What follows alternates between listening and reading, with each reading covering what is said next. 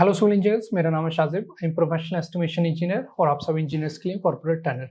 तो आज के सेशन में हम बात करने वाले हैं सिविल इंजीनियरिंग के इंटरव्यू के क्वेश्चंस के बारे में। तो क्वेश्चंस तो बहुत सारे हैं और इंटरव्यू में आपसे कहीं से भी पूछे जा सकते हैं क्वेश्चंस, लेकिन जो मोस्टली आस्क्ड क्वेश्चंस है, जो टेक्निकल क्वेश्चंस हैं, उसके बारे में आज हम डिस्कस करने वाले हैं इस वीडियो में। तो जैसे कि जब आप इंटरव्यू देने जाते हैं तो सबसे पहला क्वेश्चन आपसे हो सकता है कि व्हाट इज सिविल इंजीनियरिंग। अगर आपको सिविल इंजीनियरिंग को डिस्क्राइब करना है तो कैसे आप उसको डिस्क्राइब करेंगे। अगर हम सिविल इंजीनियरिंग की बात करते हैं, इसके बारे में सुनते हैं, तो हम देखते हैं कि civil engineering is the second oldest engineering after military engineering. तो मिलिट्री इंजीनियरिंग के बाद आपकी सिविल इंजीनियरिंग जो है सबसे पुरानी इंजीनियरिंग है। और इसमें अगर हम देखें तो इसमें हमें क्या करना रहता है, बेसिकली आपको डिजाइन करना है, आपको कंस्ट्रक्शन करना है, आपको मेंटेनेंस करना है। सबसे पहले आपको इमेजिनेशन करना पड़ेगा। तो civil engineering is the world of imagination. Imagination ही करना है, सबसे पहले डिजाइन करना है, इसके बाद इसको एक्चुअल ग्राउंड लेवल पे कास्ट करना है, ठीक है, इसका कंस्ट्रक्शन करना है, फिर इसका मेंटेनेंस करना है। तो आपका जो भी नेचुरली या फिर आपका फिजिकली इन्वायरमेंट है उसको बिल्ड करके, उसको डिजाइन करके, कंस्ट्रक्शन करके उसका मेंटेनेंस आपको करना है। इसके अलावा आपका जो पब्लिक वर्क्स है, लाइक आपका रोड्स है, कैनल्स है, टनल्स है, ब्रिजेस हैं, ये भी सभी आपकी डिजाइन करके कंस्ट्रक्शन इनका किया जाता है। यही आपकी सिविल इंजीनियरिंग है। इसके बाद अगर हम बात करें तो सिविल इंजीनियरिंग जो है आपकी बहुत ब्रॉड इंजीनियरिंग है, बहुत सारे डिपार्टमेंट्स इसके अंडर में आते हैं। अगर हम इसकी अलग अलग ब्रांचेस, एक तरीके से हम ब्रांचेस कह सकते हैं, अगर हम सिविल इंजीनियरिंग की ब्रांचेस के बारे में बात करें तो यहाँ पर आप देखेंगे आपका जो सेकंड क्वेश्चन है, विच आर द डिफरेंट सब डिसिप्लिन्स ऑफ सिविल इंजीनियरिंग। आपके सब डिसिप्लिन्स क्या है या सब डिविजन्स आप कह सकते हैं क्या है।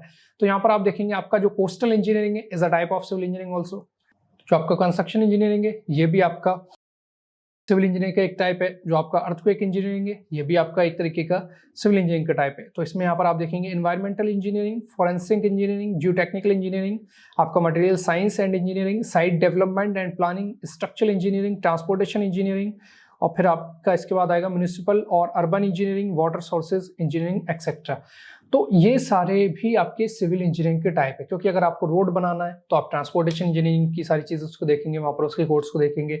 सबसे पहले आपको स्ट्रक्चर को डिजाइन करना है, इमेजिनेशन करना है, तो आप स्ट्रक्चरल इंजीनियरिंग में जाएंगे, ठीक है। इसी तरीके से आपको एनवायरमेंटल इंजीनियरिंग के, आपको एनवायरमेंट में कैसे पॉल्यूशन को कैसे कंट्रोल करना है, कैसे चीज़ें करनी है, कंस्ट्रक्शन करते टाइम आपका पॉल्यूशन ना हो, तो एनवायरमेंटल इंजीनियर आपको पढ़ना है। तो ये सारा बेसिक जो है आपको इंजीनियरिंग सिलेबस में भी पढ़ाया जाता है। सारे आपके ये सब्जेक्ट्स हैं, एनवायरमेंटल इंजीनियरिंग है, अर्थक्वेक इंजीनियरिंग है, फॉरेंसिक है, जियोटेक्निकल है। जियोटेक्निकल में आपका सारा जो सॉइल से रिलेटेड डेटा है ये सारा हम देखेंगे। तो ये सारी चीज़ें आपकी एक तरीके से सब डिसिप्लिन है सिविल इंजीनियरिंग के। तो यहाँ पर ये जो मैं आपको बता रहा हूँ, ये सारे आपके इंटरव्यू के क्वेश्चंस यहाँ पर आपको सारे इंग्लिश में दे रखे हैं। इसमें इसके जो आंसर्स हैं वो भी सारे इंग्लिश में, लेकिन मैं यहाँ पर आपको हिंदी में इसको समझाने की कोशिश कर रहा हूँ। और इसका जो ये डॉक्यूमेंट है इसका लिंक मैंने डिस्क्रिप्शन में दे रखा है, वहाँ से आप इसको डाउनलोड कर भी सकते हैं और वहाँ से भी आप इसको पढ़ सकते हैं खुद से। इसके बाद जब नेक्स्ट क्वेश्चन होगा हमारा, तो यहाँ पर आपको नेक्स्ट क्वेश्चन दे रखा है, who is known as the father of civil engineering. अगर हम सिविल इंजीनियरिंग के फादर की बात करें कि सिविल इंजीनियरिंग का फादर कौन है, किसे कहा जाता है, तो अगर हम अक्रॉस द वर्ल्ड देखें तो यहाँ पर आप देख रहे हैं, ये नाम आप देख पा रहे हैं यहाँ पर, George John Smeaton is known as the father of civil engineering. तो अगर अक्रॉस द वर्ल्ड हम बात कर रहे हैं तो यहाँ पर आपके जॉर्ज जॉन स्मिटन आपके सिविल इंजीनियरिंग के फादर के तौर पर उनको जाना जाता है। अगर हम इंडिया में बात करें तो यहाँ पर आप इंडिया में देखेंगे आपकी जो एम विश्वेश्वरैया है, तो 15 सितंबर को इंडिया में आपका इंजीनियरिंग डे मनाया जाता है, ठीक है। The engineering community across India celebrates engineers day on 15 सितंबर every year as a tribute to the greatest Indian engineer Bharat Ratna M Visvesvaraya. M Visvesvaraya is known as the father of civil engineer across the India, ठीक है। और 15 सितंबर को हम engineering day India में मनाते हैं। इसके बाद नेक्स्ट क्वेश्चन आपका होगा, explain what is hybrid foundation. यहाँ पर आपका जो क्वेश्चन नंबर 4 है, explain what is hybrid foundation. तो यहाँ पर आप देख पाएंगे, hybrid foundation is usually used for high rise buildings. It contains both soil supported mat and piles. तो जब कभी भी हाई राइज हम बिल्डिंग की बात करते हैं, हाई राइज बिल्डिंग्स लाइक आपका स्काई स्क्रैपर्स हो गए या फिर आपकी मेगा टॉल बिल्डिंग्स हो गई, सुपर टॉल बिल्डिंग्स हो गई। अगर हम बुर्ज खलीफा की बात करते हैं तो वो भी आपकी मेगा टॉल बिल्डिंग है। तो इन बिल्डिंग्स की जब हम बात करते हैं तो यहाँ पर इनकी जो फाउंडेशन होती है वो हाइब्रिड फाउंडेशन होती है। और हाइब्रिड फाउंडेशन में क्या होगा, यहाँ पर जो फाउंडेशन है इसकी, उसमें आपका कॉम्बिनेशन होगा डीप और शैलो का, लाइक आपका पाइल फाउंडेशन और आपकी मैट है, या फिर आप कह सकते हैं राफ्ट फाउंडेशन। तो पाइल और राफ्ट का जो कॉम्बिनेशन होगा वो आपका हाइब्रिड फाउंडेशन कहलाता है और हाई राइज बिल्डिंग्स के लिए ये यूज की जाती है। तो ये आपकी हाइब्रिड फाउंडेशन है। इसके बाद नेक्स्ट क्वेश्चन है आपका, what are the steps involve in the concreting process, explain. तो कॉन्क्रीटिंग के प्रोसेस में कौन कौन से स्टेप्स आपके इन्वॉल्व किए जाते हैं, तो यहाँ पर आप देख पा रहे हैं इजीली। सबसे पहला है आपका बैचिंग। बैचिंग में क्या होगा, जब भी आपको कंक्रीट बनानी है तो सबसे पहले आपको वॉल्यूम पता होगा कि इतने क्यूबिक मीटर आपको कंक्रीट बनानी है। इतने क्यूबिक मीटर कंक्रीट बनाने के लिए आपको कितना सीमेंट चाहिए, कितना सैंड चाहिए, कितना एग्रीगेट चाहिए और कितना एडमिक्सचर चाहिए। तो जब बैचिंग की जाती है तो बैचिंग में या तो आपके मटेरियल्स को किलोग्राम में वेट में लिया जाता है या फिर आपके क्यूब्स के थ्रू आपके मटेरियल्स को लिया जाता है वहां पर। तो जब हम इन सारे मटेरियल्स को वेट के या क्यूब्स के थ्रू लेते हैं तो वो आपका कहलाता है बैचिंग, कि इतना सीमेंट ले लिया, इतना सैंड ले लिया, इतना एग्रीगेट ले लिया। इसके बाद आपकी की जाती है मिक्सिंग, ठीक है। तो यहाँ पर आप देख पा रहे हैं, अब मिक्सिंग जो की जाएगी तो मिक्सिंग आपकी सबसे पहले ड्राई फॉर्म में की जाती है ताकि अच्छे से मिक्स हो जाए।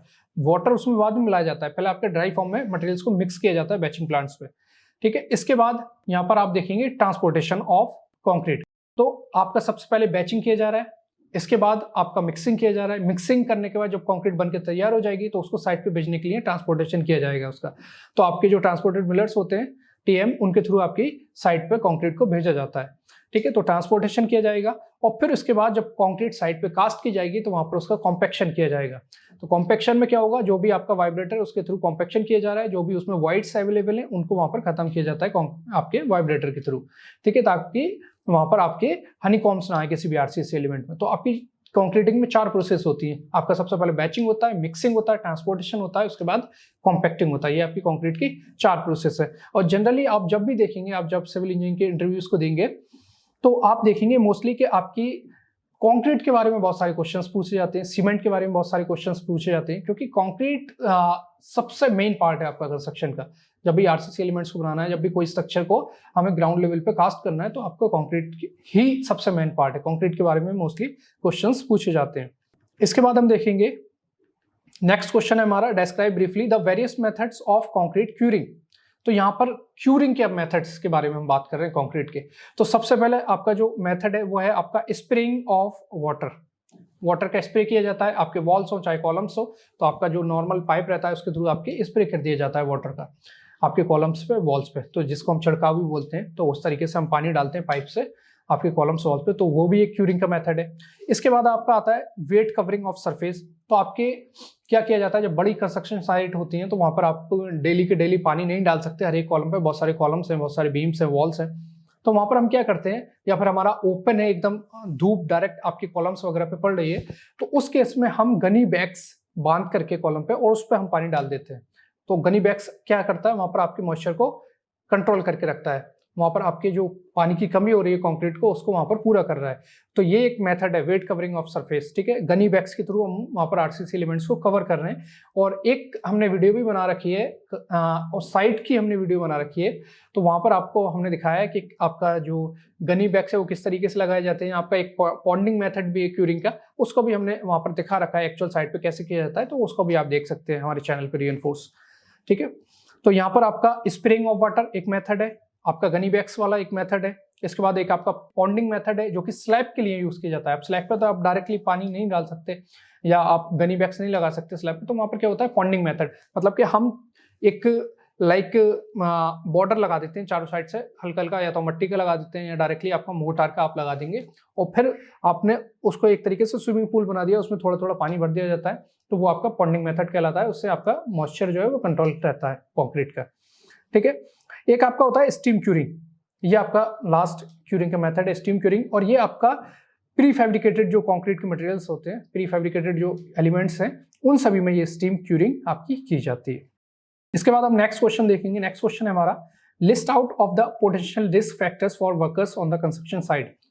यहाँ पर ये पूछा है आपको कि कंस्ट्रक्शन साइट पे वर्कर्स के लिए कौन से पोटेंशियल रिस्क फैक्टर्स हो सकते हैं। तो यहाँ पर आपको जनरली दे रखे हैं कि आपकी लेबर के साथ क्या क्या एक्सीडेंट हो सकते हैं, क्या क्या रिस्क फैक्टर्स हैं वहां पर। तो लेबर आपकी जो है हाइट से गिर सकती है, फॉल फ्रॉम द हाइट्स, ठीक है, अगर हाइट पे काम कर रही है गिर सकती है वहां पर, ये एक रिस्क फैक्टर हो सकता है। स्कैफ फोल्डिंग आपकी कोलैप्स हो सकती है, ये भी एक आपका एक्सीडेंट का रीजन हो सकता है। स्कैफ फोल्डिंग ये भी आपका रिस्क फैक्टर है। कोई भी आपकी इलेक्ट्रिक वर्क चल रहा है, आपकी कंक्रीट की कास्टिंग की जा रही है, कुछ भी हो रहा है इस तरीके से, या आपकी कोई वेल्डिंग वगैरह किया जा रहा है साइड पे, तो आपका इलेक्ट्रिक शॉक भी लग सकता है। कोई आपका शॉर्ट सर्किट हो गया, इलेक्ट्रिक शॉक लग सकता है आपकी लेबर को। आपका रेपिटेटिव मोशन इंजरी भी हो सकती है, किस तरीके से कोई चोट लग जाती है। जो आपकी पीपी किट है, पर्सनल प्रोटेक्शन जो है, उसको अगर आपने नहीं पहन रखा है तो वहां भी आपके साथ कोई भी एक्सीडेंट हो सकता है। तो ये आपके सारे रिस्क फैक्टर्स है। यहाँ पर falls from height, scaffolding collapse हो सकती है, इलेक्ट्रिक शॉक लग सकता है, आपकी कोई भी मोशन इंजरी हो सकती है, या आपकी पीपी किट अगर नहीं पहनी है तो वहां भी आपका कोई रिस्क हो सकता है। तो ये सारे आपके रिस्क फैक्टर्स हैं। नेक्स्ट क्वेश्चन में हमें दे रखा है what is the ideal size of the living room ranges from small to large size. तो यहाँ पर आपको साइज दे रखे हैं रूम के, कि आप अगर आपका वेरी स्मॉल है, मीडियम है, लार्ज है, तो रूम्स के लिविंग रूम के साइज क्या हो सकते हैं। तो जनरली आपका क्वेश्चन है, ये पूछा जा सकता है। ठीक है, तो यहाँ पर वेरी स्मॉल साइज जो होगा आपका वो 7/10 फीट का होगा। यहाँ डायमेंशंस आपको फीट में दे रखे हैं।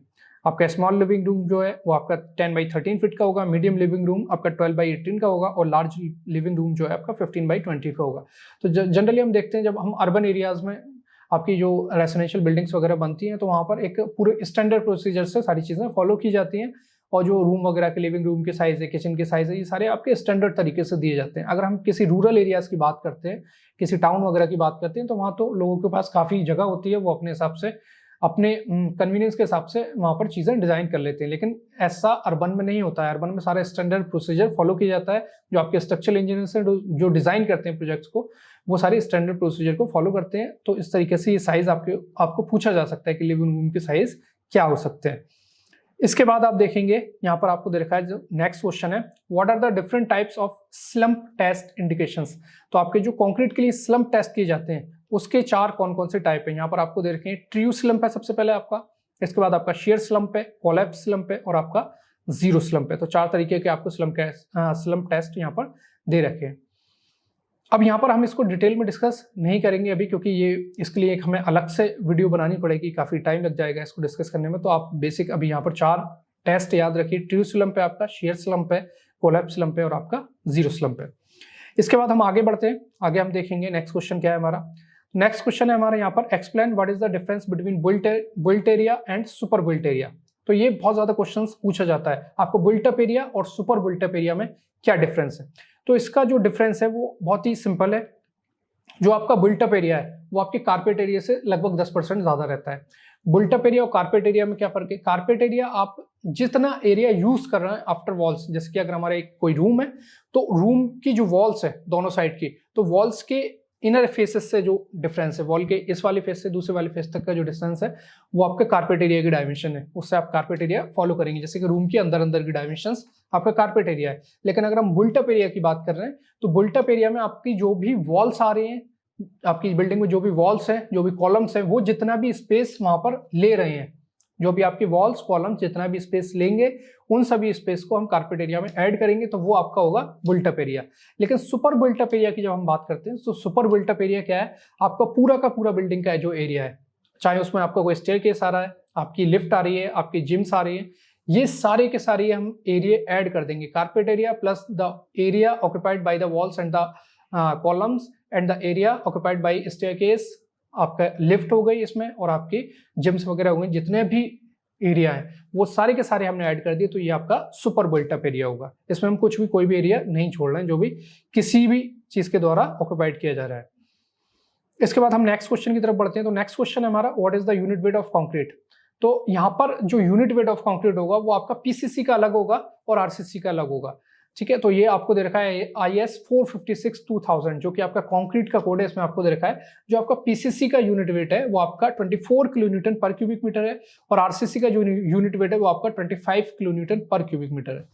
अब कंफ्यूजन हो सकता है यहाँ पर कि 24 किलोन्यूटन, क्योंकि यूनिट वेट तो वेट में रहता है, तो किलो न्यूटन का मतलब भी रहता है, kilo newton equal to 101 kilogram, मतलब कि 1 किलो न्यूटन में आपका 101 किलोग्राम रहते हैं। तो अगर हम पीसीसी की बात करें तो पीसीसी का जो यूनिट वेट होगा वो आपका 2400 किलोग्राम होगा। ठीक है, और अगर आरसीसी की हम बात करें तो ये 2500 किलोग्राम होगा यूनिट वेट। तो यहाँ पर आपको दे रखा है किलो न्यूटन में 25 किलो न्यूटन पर क्यूबिक मीटर आरसीसी का यूनिट वेट है, और पीसीसी का यूनिट वेट है 24 किलो न्यूटन पर क्यूबिक मीटर। इसके बाद नेक्स्ट क्वेश्चन आपका आता है, what is the unit weight of steel. तो स्टील का जो यूनिट वेट है वो आपका 7850 kg है। तो यहाँ पर आपका हो जाएगा 78.5 किलो न्यूटन में दे रखा है आपको। ठीक है, इसके बाद नेक्स्ट क्वेश्चन है आपका, डक्टिलिटी क्या है। तो यहाँ पर आपको दे रखा है, ductility is the ability to deform under tensile stress.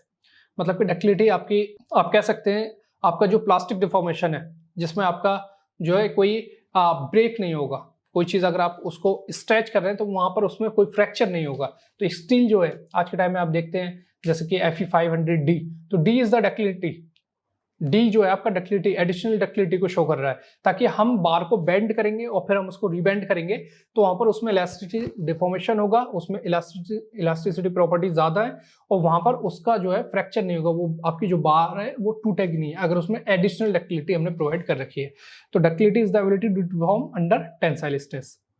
इसके बाद नेक्स्ट क्वेश्चन है आपका, how to find the weight of steel bar used in reinforcement. तो आपका जो स्टील का बार है, जो यूनिट वेट है, ठीक है, उसका जो यूनिट वेट है वो आप कैसे निकालेंगे, मतलब कि अगर आपको 1 मीटर बार का वेट निकालना है, चाहे किसी भी डाया की बार है, तो 1 मीटर जो बार का वेट होगा वो इसका यूनिट वेट कहलाएगा और उसको हम निकालेंगे d² divide by 162। d is the dia of bar, d into D divide by 162.2। तो इसकी एक पूरी डेरिवेशन है, उसको समझने के लिए हमें एक अलग से टॉपिक चाहिए, लेकिन आप इसका फॉर्मूला यहाँ पर याद रख सकते हैं, d² डिवाइड बाई 162.2। ये आपका यूनिट वेट का फॉर्मूला है स्टील की बार्स का, ठीक है। नेक्स्ट क्वेश्चन की तरफ हम बढ़ते हैं। तो नेक्स्ट क्वेश्चन यहाँ पर आपको दे रखा है, what is the difference between 1 way slab and 2 way slab. तो यहाँ पर बहुत ही सिंपल है, आपकी अगर स्लैब जो है अगर दोनों साइड बीम से सपोर्ट है, सिर्फ 2 साइड बीम से सपोर्ट है तो वो आपकी 1 वे है, अगर चारों साइड आपकी बीम से सपोर्ट है तो वो आपकी 2 वे स्लैब कहलाती है। या फिर हम क्या कर सकते हैं, यहाँ पर एक तरीके से और देख सकते हैं, आपका जो लॉन्गर स्पान है और जो आपका शॉर्टर स्पान है, अगर लॉन्गर स्पान को शॉर्टर स्पान से डिवाइड करें और वहां पर हम देखें कि हमारी जो वैल्यू है वो 2 से ज्यादा आ रही है, तो फिर वहां पर आपकी वो 1 वे स्लैब होगी, मतलब कि उसका लॉन्गर स्पान इतना ज्यादा है कि वो आपके शॉर्टर स्पान से 2 टाइम्स ज्यादा है, मतलब कि 2 से ज्यादा आ रहा है। अगर आप 2 वे स्लैब देखेंगे तो वहां पर आप देखेंगे कि आपका जो लॉन्गर स्पान है उसको आप जब शॉर्टर स्पान से डिवाइड करेंगे तो लेस देन 2 देखेंगे, मतलब कि आपका जो लॉन्गर स्पान है 2 वे स्लैब में वो शॉर्टर स्पान से 2 गुना से ज्यादा नहीं होगा, 2 गुना से कम होगा, तो वो आपकी 2 वे स्लैब है। ये आपका मेन डिफरेंस है 1 वे का 2 वे का। इसके बाद नेक्स्ट क्वेश्चन है हमारा, व्हाट इज फ्लैट स्लैब। तो फ्लैट स्लैब जो है वो आपकी डायरेक्टली कॉलम्स पे सपोर्ट की जाती है, इसमें आपके बीम्स नहीं मिलेंगे। अगर हम बात करें पेट्रोल पंप की, ठीक है, तो पेट्रोल पंप पे जो स्लैब होती है वो वहां पर आपका कोई भी बीम नहीं होता है, वो डायरेक्टली आपकी कॉलम्स पे सपोर्टेड है, तो वो आपकी प्री फैब्रिकेटेड है। लेकिन अगर हम आरसीसी की बात करते हैं तो आरसीसी में भी इस तरीके के स्ट्रक्चर्स बनाए जाते हैं जहां पर आपकी स्लैब सिर्फ कॉलम्स पे सपोर्ट की जाती है, लेकिन ये जनरली आपकी एक ही स्टोरी, सिंगल स्टोरी बिल्डिंग्स के लिए बनाई जाती है। आपके इस तरीके के जहां पर आपको सिंगल स्टोरी बिल्डिंग बनानी है वहां पर आपको फ्लैट स्लैब बना देते हैं, ये आपका डिजाइन पर्पस से यूज किया जाता है, लोड बेयरिंग नहीं रहती है बहुत ज्यादा।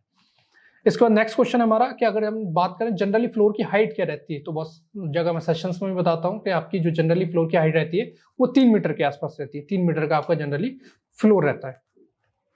इसके बाद नेक्स्ट क्वेश्चन है हमारा, what is the length of rise and trade in staircase. तो आपका जो राइजर है, जो ट्रेड है, ये आपको एनबीसी में मिलेगा, जो नेशनल बिल्डिंग कोड है, इस पर भी मैंने वीडियो बना रखी है जिसके 2 वॉल्यूम है। तो एनबीसी में आपको यहाँ पर आपका जो स्टेयरकेस है उसका राइजर और ट्रेड की डायमेंशंस मिल जाती है, ठीक है। तो राइजर क्या है, riser is the height of the step and tread is the breadth of the step where our foot is resting. तो राइजर जो है आपको 150 से 200 mm हाइट का आपका स्टेप हो सकता है, राइजर की जो डायमेंशन है वो 150 से 200 mm हो सकती है, और ट्रेड की जो डायमेंशन है वो आपकी 250 से 300 mm तक हो सकती है। इसके बाद नेक्स्ट क्वेश्चन है आपका, what is the slope of staircase.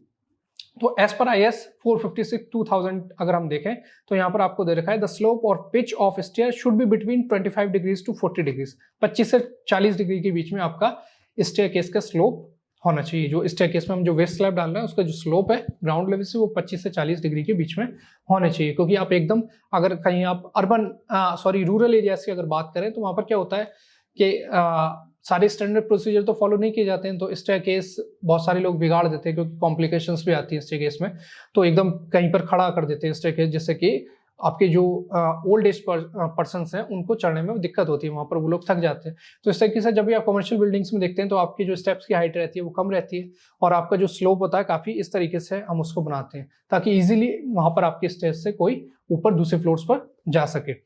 तो यहाँ पर आपका जो डिग्री है तो आपका 25 डिग्री से 40 डिग्री तक स्लोप होना चाहिए। इसके बाद नेक्स्ट क्वेश्चन हम देखते हैं, व्हाट इज ग्राउटिंग। तो grouting is a flood form of concrete which is used to fill the voids. तो ग्राउटिंग वही है, अगर आपके कहीं गैप वगैरह रह जाते हैं, आपके फ्लोरिंग में भी आपकी ग्राउटिंग की जाती है, ठीक है। तो ये आपका फ्लड फॉर्म है, grouting is a flood form of concrete. तो आपका बहुत पतला कंक्रीट बनाया जाता है। जैसे कि अगर स्लैब में हम बात करें, स्लैब में क्रैक्स वगैरह आ जाते हैं, या अगर ठीक से क्यूरिंग नहीं कर पाए हम तो क्रैक्स आ जाते हैं, आपके हल्के हल्के बहुत छोटे से क्रैक्स आ जाते हैं। तो वहाँ पर हम क्या करते हैं, बहुत ही एक लिक्विड फॉर्म में हम कंक्रीट को बनाते हैं, बहुत ही हल्का सा, उसमें हम एग्रीगेट वगैरह नहीं मिलाते हैं, और उसमें हम कोई एडमिक्सचर, कोई केमिकल ऐड कर देंगे और फिर उसको हम वहाँ पर स्लैब में ऊपर फिल कर देंगे, तो ईजिली वहाँ पर वो बैठ जाएगा, उससे कोई भी आपका लीकेज वगैरह नहीं होगा स्लैब में। तो ये आपका ग्राउटिंग कहलाता है। तो इस तरीके से आपने देखा कि यहाँ पर हमने लगभग 20 most asked civil engineering questions को हमने डिस्कस किया है, यहाँ पर उसके आंसर्स को देखा। ठीक है, तो अभी ये सेशन जो है काफ़ी लंबा हो रहा है, इसको हम यहीं रोकते हैं सेशन को। तो इस तरीके से हमें कई सारे सेशंस बनाने पड़ेंगे इंटरव्यू क्वेश्चंस पे, तो हम बनाएंगे सेशंस, इसकी एक तरीके से सीरीज हम बनाएंगे। तो ये आपका फर्स्ट सेशन था इंटरव्यू क्वेश्चंस का, तो आगे भी हम इसको बनाएंगे। तो आई होप आपको चीज़ें समझ आई होंगी, आपको समझ आया होगा कि कैसे इंटरव्यू में क्वेश्चंस पूछे जाते हैं। तो मैं आशा करता हूं कि आपको ये वीडियो पसंद आई होगी। आप इस वीडियो को लाइक कीजिए, आप इस वीडियो को शेयर कीजिए, हमारे रीइंफोर्स के चैनल को सब्सक्राइब कीजिए। और अगर आप ये सारे कोर्सेज जो हैं, आप जैसे कि आजकल देख रहे हैं, हम लोग अभी काफ़ी अलग अलग प्लेटफॉर्म पे हम ट्रेनिंग करा रहे हैं। अगर आपके पास टाइम है तो आप हमारे ऑफलाइन सेशंस को ज्वाइन कर सकते हैं। आप अगर ऑफिस आ सकते हैं, अगर आप दिल्ली के आसपास हैं तो आप ऑफलाइन सेशंस को ज्वाइन कर सकते हैं।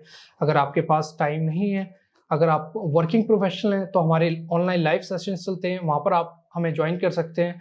अगर आप आफ्टर योर ड्यूटी, अगर आप शाम के टाइम में क्लास लेना चाहते हैं तो ऑनलाइन लाइव सेशंस को ज्वाइन कर सकते हैं। अगर आपके पास वो भी टाइम नहीं है, आप चाहते हैं कि आपकी मान लीजिए 10 बजे ड्यूटी ऑफ होती है, तो आप 12 बजे देखना चाहते हैं सेशंस को, आप सीखना चाहते हैं, क्यूरियोसिटी है आपके अंदर, तो आप हमारे एप्लीकेशन में हमने बहुत सारी प्री रिकॉर्डेड सेशंस कर रखे हैं, सारे अलग अलग कोर्स बना रखे हैं, तो वहाँ पर आप उसको भी ज्वाइन कर सकते हैं। ठीक है, तो अलग अलग मोड हमने बना रखे हैं ट्रेनिंग के। अगर आपके पास टाइम है तो आप ऑफलाइन ले लीजिए, अगर आपके पास टाइम नहीं है तो आप लाइव सेशन ले लीजिए ऑनलाइन, और अगर आपके पास उतना भी टाइम नहीं है, आपके पास कभी भी किसी भी टाइम मतलब कि अल्टरनेट आपको मिल जाता है, तो आप हमारे एप्लीकेशन से सीख सकते हैं। तो आई होप ये सारी चीज़ें आप लोगों को समझ में आ रही होंगी। तो मिलते हैं नेक्स्ट वीडियो में, तब तक के लिए थैंक यू।